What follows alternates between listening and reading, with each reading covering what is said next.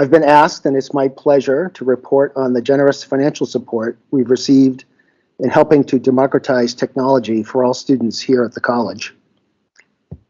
From the fall of 2018 through the spring of 2021, the college has received over $55,000 in grants and other income for a variety of technology initiatives. These funds have paid for 3D printers, 3D scanners, laptop computers, hand tools and power tools, consumables, shelving and storage, space rental, security and custodial staffing, catering, and other related expenses. Early on, 3D printing was available in our precision machining program. Access to the technology, however, broke the trades barrier thanks to the Occupational Therapy Assistant Program. Occupational therapists use 3D printing to make custom assistive devices for people with physical or cognitive disabilities. Soon, other programs incorporated 3D printing into their curricula.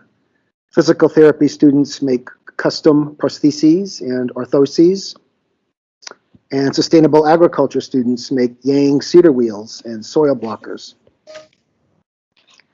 But students who were not in any of these 4 programs also wanted to learn about and use 3D printers, so we made them available in each of our 2 learning commons.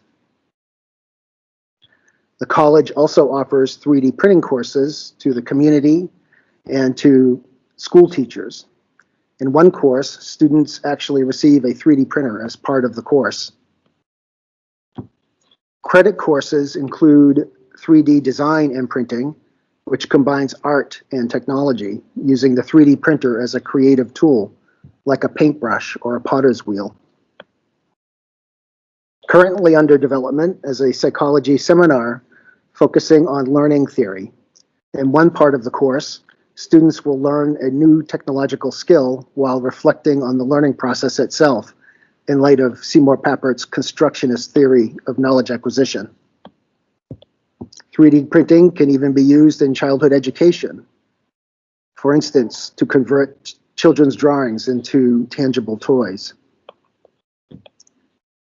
The week before the college closed because of COVID-19, a 3D printing design challenge and exposition was held here in Carter Hall.